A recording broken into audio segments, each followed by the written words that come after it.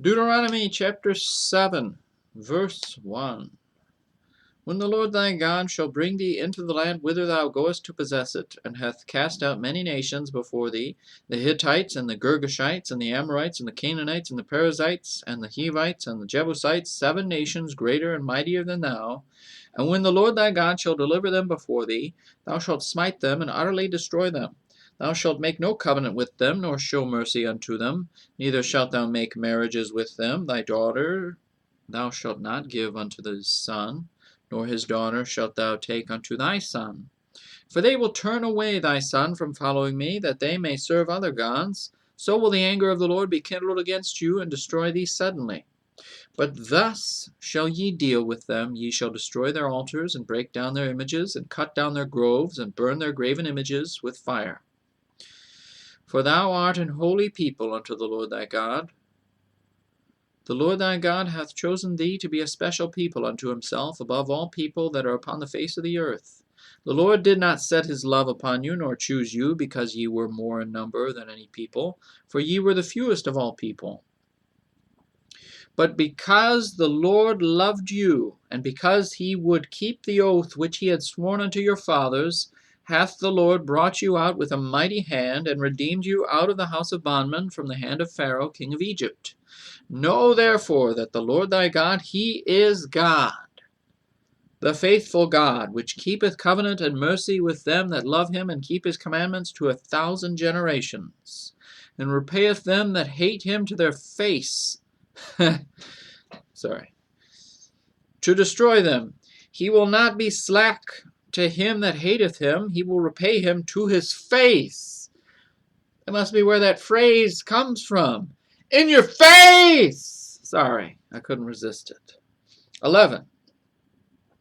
Thou shalt therefore keep the commandments and the statutes and the judgments which I command thee this day, to do them. Wherefore it shall come to pass, if ye hearken to these judgments, and keep and do them, that the Lord thy God shall keep unto thee the covenant and the mercy which he sware unto thy fathers.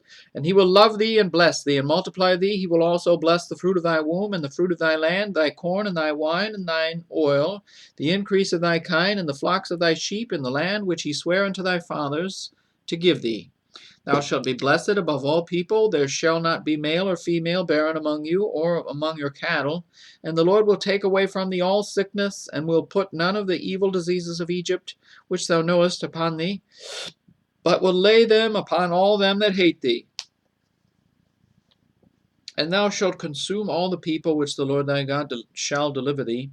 Thine eye shall have no pity upon them, neither shalt thou serve their gods, for that will be a snare unto thee. If thou shalt say in thine heart, These nations are more than I, how can I dispossess them? Thou shalt not be afraid of them, but shalt well remember what the Lord thy God did unto Pharaoh and unto all Egypt. The great temptations which thine eyes saw, and the signs, and the wonders, and the mighty hand, and the stretched out arm, whereby the Lord thy God brought thee out, so shall the Lord thy God do unto all the people of whom thou art afraid. Moreover, the Lord thy God will send the hornet among them, until they that are left and hide themselves from thee be destroyed. Thou shalt not be affrighted at them, for the Lord thy God is among you, a mighty God and terrible. And the Lord thy God will put out those nations before thee by little and little. Thou mayest not consume them at once, lest the beasts of the field increase upon thee. But the Lord thy God shall deliver them unto thee, and shall destroy them with a mighty destruction until they be destroyed. And he shall deliver their kings into thine hand, and thou shalt destroy their name from under heaven. There shall no man be able to stand before thee until thou have destroyed them.